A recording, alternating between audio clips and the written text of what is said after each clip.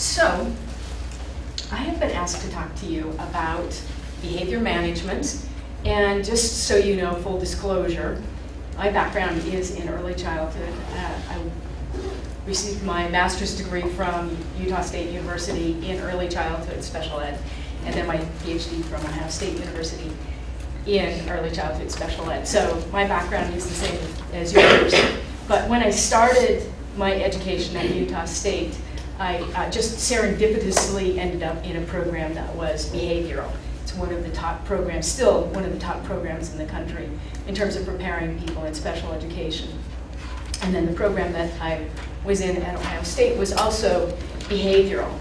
And so you may have heard the term behavior analysis or behavioral interventions in your work. Have you heard that term? And what do you associate with behavioral interventions? What kinds of things does that bring to mind? Positive guidance. Positive guidance, okay. That's not the first thing that I usually hear, but I'm glad that that's what you think of. Anybody else? Sorry, what was the question? Have you heard the term behavior analysis or behavioral interventions? Jen, you've heard it. What is the first thing that comes to your mind? Reinforcement. Oh, okay. Cheated too. What the heck? No, you didn't. But actually, at this conference that I was at last week, the topic was trauma-informed interventions or trauma-informed practices.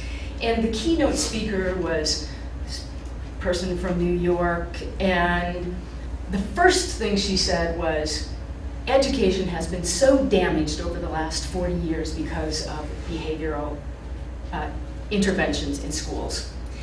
And then she began talking about why it was so damaging, and what she talked about was the use of punishment. And behavioral strategies have often been aligned with punishment strategies like timeout or missed in the face. But for some reason, behavioral strategies have been linked to these aversive methods of classroom management, when in fact, behavioral strategies are about using positive reinforcement and very much consistent with positive guidance that you mentioned. So the go-to strategy for behavioral intervention is use of positive methods. And so we're going to talk about that tonight. And the term positive behavioral supports is a term that's used nationwide to describe a framework for intervention in classroom management that is predicated on use of positive intervention strategies. We don't use that term in Montana. We don't use PBS or PBIS. We use the term MBI, which I'll talk about in a moment. But overall, nationwide, the strategies that are endorsed by educators nationwide are positive strategies to manage classroom behavior. So when we think about children in our classes, I kind of think of them in three categories, and you may also.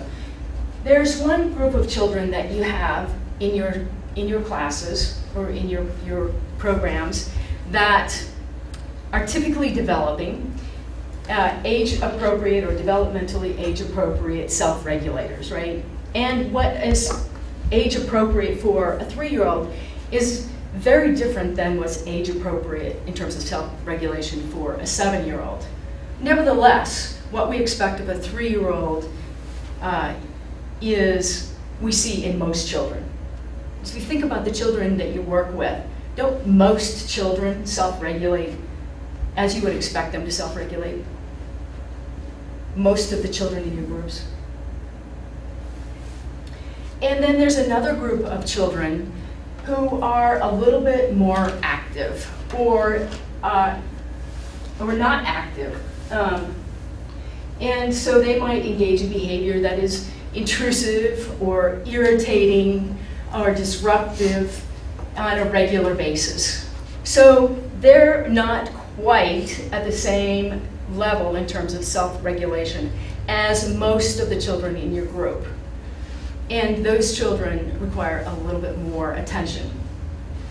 And then there's another group of children who engage in behaviors that are very significantly different than typically developing children, who might act out in ways that hurt other children or hurt themselves or disrupt the environment in a way that you have to stop what you're doing. So, throwing chairs or hitting other children. Do you not have all three of these kinds of children in your group? Okay. So let's spend a little bit of time, and I'm going to have these three students come up to the board and list the kinds of behaviors you would expect of children who are developing appropriately or age appropriately. So you are group 1, you 3 are group 2, and you're going to describe some of the behaviors that you might see in that second group, who are mildly disruptive or intrusive, but not severe. And then you 3 are going to describe this third group of students whose behavior. So what kinds of things do you see in that group? Describe the actual behaviors. So this is a good one. I'm glad you put this one up here about children who are more withdrawn. That's the word. Because sometimes those children get left out of this category. But certainly they have more significant needs. I'm going to triple this for sure. Okay, so just take a few minutes and look at the lists from the other groups.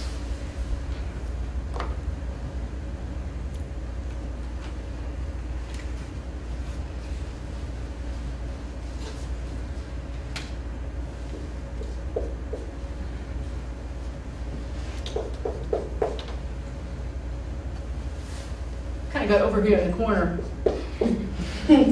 Isolated yourself a little bit. All right, so this is good. I'm glad that all of you have so much experience working with children because you really understand the types of behaviors that we're going to be talking about tonight. And all of these lists, I would agree with the elements that you have included in this group of students who are good self-regulators, developmentally age appropriate.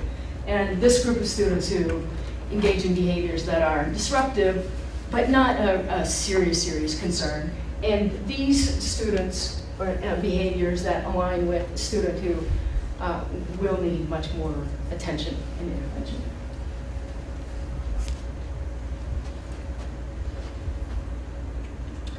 All right, so I mentioned that the term that we use in Montana is MBI, so write this down. If you're taking notes, I love how you're taking good notes there because you'll be able to refer back to them. Instead of using the term PBS, which some states use to describe their intervention framework, we use the term MBI, or the Montana Behavioral Initiative. Have you heard of that term? Has anybody not heard that term before? What does it mean? Some of you nodded your head, so then I'll just have to pick on you. You said yes. You've heard of the Montana Behavioral Initiative. Can you describe it a little bit? I'm not too familiar, but I know that it is a program that's in the schools to reinforce positive behavior. It's a team that helps the schools. Okay, exactly right. So the Montana Behavioral Initiative was initiated about 20 years ago, actually by OPI and their special ed division. And they started by having a week-long conference, which is every summer. Have you talked about MBI? No. Okay, so MBI puts on a week-long conference every summer in June. And for students, the registration fee is $10. So you can't afford not to go. And the purpose of the MBI conference is to talk about cutting-edge, positive intervention strategies that can be used in actually the regular classroom. So MBI has kind of moved out of special ed and into the regular education domain. And you described MBI perfectly in that there are also MBI schools that have adopted this PBS model for intervention. And these teams within schools promote strategies, school-wide strategies of positive interventions for mainly this group of children. When we think about MBI strategies, they're strategies that create an environment for all children to be successful and to use positive intervention approaches. So what are some of the tenets of MBI or PBS? One is that we use evidence-based practices. What does that term mean? That there's been experiments done and there's data collected. Exactly right. There have been a lot of studies conducted with lots of different children by different researchers in different situations with similar results. So the results have been replicated over and over and over again. So sometimes a peer or colleague might use a strategy that seems to be very effective and might be very effective, but hasn't undergone the rigor of research to validate it. PBS is predicated on the use of strategies that have this deep body of research to support the efficacy. And one of the important principles of evidence-based practice is treatment fidelity. So I'm going to be talking about some of the strategies that you will see often in MBI schools in Montana, and I will come back to this idea of treatment fidelity. But when there's this body of research, the research is based on the use of the strategies in the same way in lots of different situations. So it's not that you conduct your research and you use this strategy one way and you use it slightly differently and you're going to take a totally different approach but call it the same thing. It's using the same strategy in the same way in lots of different situations. Now what happens often, and you'll hear this term treatment fidelity if you haven't already, talking about reading instruction, because that's one of the terms that is supported very much by No Child Left Behind and whole reading evaluation. But with respect to behavioral interventions, when treatment strategies have not been used in the way for which they have been researched, very often you get different results. So you will sometimes hear teachers say, well, I tried it and it didn't work. But they didn't really try it. They tried their version of the strategy. So treatment fidelity means that you use a method in the way that it was designed to be used. And sometimes when you tweak an intervention too much, it becomes a totally different intervention. It might not be as effective. So one of the important things about evidence-based practice is the use of practices in a way that you have treatment fidelity. So what does treatment fidelity mean? That you use a strategy and a method that it was designed to be used. Exactly. Use it the way it's designed to be used. And evidence-based practice means? Research has been conducted. Right? You've conducted the research in lots of different situations. So that this is one of the main tenets of the MBI model. A second tenet of MBI or PBS is that it is a prevention model. That is, we're preventing behavioral problems through the use of these evidence-based practices. And when we mean prevention, it includes kind of these three things: that we instruct children on how to perform whatever routines or procedures or rule following that we want them to engage in. We instruct them, we model, we show them examples and non-examples. We have students who practice it, and we review and reinforce those procedures over and over and over again. Another important prevention method is engaging students. What are some methods that you use to keep your children engaged? singing and using Singing, puppets. so children love it, it's a fun activity, right? So that's one of your methods for keeping students engaged. And when children are singing, are they acting out? Usually not, because it's so motivating for them. So that would be called a PBS method. Okay, what else? I heard another one over here. Puppets. Puppets, okay? And what happens when you're using puppets to children's behavior? They're watching. They are wanna know. totally engaged usually, aren't they? Mhm. Right, so that's another procedure that you use to prevent students from acting out, being off task, or and getting into trouble. And what term do you use for misbehavior? Mistaken. Mistaken behavior? Do you use misguided behavior? We've been, yes, but Mhm. we've been using mistaken Okay. because that's what's used in the virtual book. Right, okay. So I'm going to try and use mistaken behavior too. So engagement is part of prevention strategy. And then relationships are critically important. And understand that you've already talked about relationships as part of trauma-informed strategies, right? What does it mean to develop a relationship with a child? How do you develop a relationship with a child that prevents them from acting out? You listen to them, Okay, get down on their level. get down, excellent, yes. What else? Anybody? Be consistent. Okay, you want to have rules, and then be consistent with the implementation of the rules? Okay, anybody else? I know you all develop relationship with your children. Let them know that they're welcomed in the classroom and that Okay. they're valued. Right, they're valued, they're loved even, that you develop this really loving relationship with children. That doesn't mean that you have it in your heart, but you act as if you love every single child.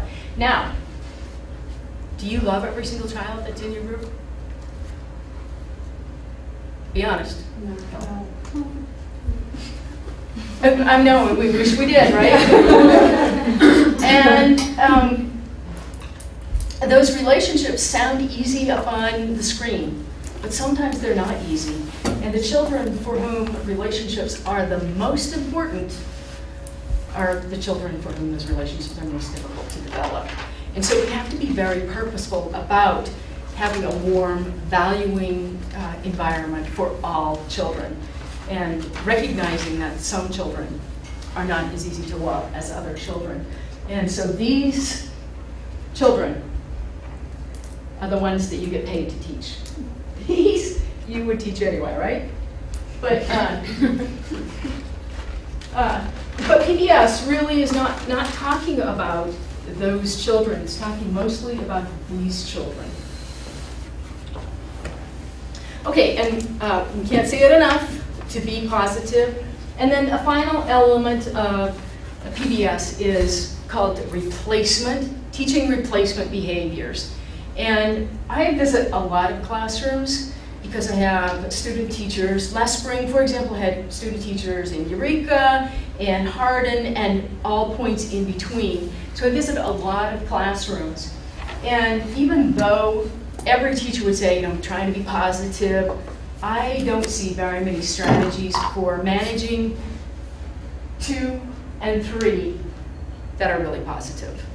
I see mostly emphasis on reducing or suppressing acting out behaviors rather than trying to teach replacement behaviors. And so the philosophy of PBS is that instead of using punishment strategies to oppress or suppress behaviors in these 2 categories, we emphasize the behaviors that we want to see. So if there's one thing that you take away from tonight, it is just this little axiom, and that is that you get what you pay attention to. And if you pay attention to children who are acting out, that's what you will get. If you pay attention to children, catch them being good, that's what you will get. And it is way harder than that cute little phrase. And I don't really see it very often, but I saw an outstanding example of it last week in a classroom, and as a second grade teacher who was brilliant at teaching replacement behaviors, and we're going to talk about some strategies later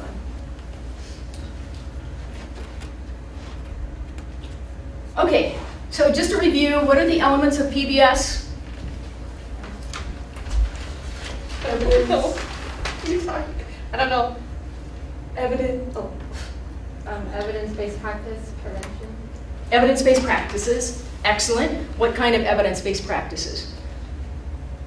Using treatment, treatment, yeah, treatment fidelity, which means That you use the method the way it's intended to be. excellent answer. And what else? Prevention models to provide instruction. Okay, so our emphasis is on prevention of problem behaviors, right? And what is one type of Engagement. getting children engaged? What else? relationships. Developing meaningful relationships with children. What else? Providing instruction. Providing good instruction on the behaviors that you want to see, right? Instructing them on the routines and rules and procedures that you want to see. Good. And what else? Positive. Positive? Positive what? Language, actions. Okay, everything we do is positive. And then so we're using those positive methods to, what's the last one? Replacement. Right, we're replacing mistaken behaviors with, right, the behaviors that we want to see. So our emphasis is on replacing the mistaken behaviors with those that we want to see. So that's just kind of a background on positive behavioral intervention. Now I know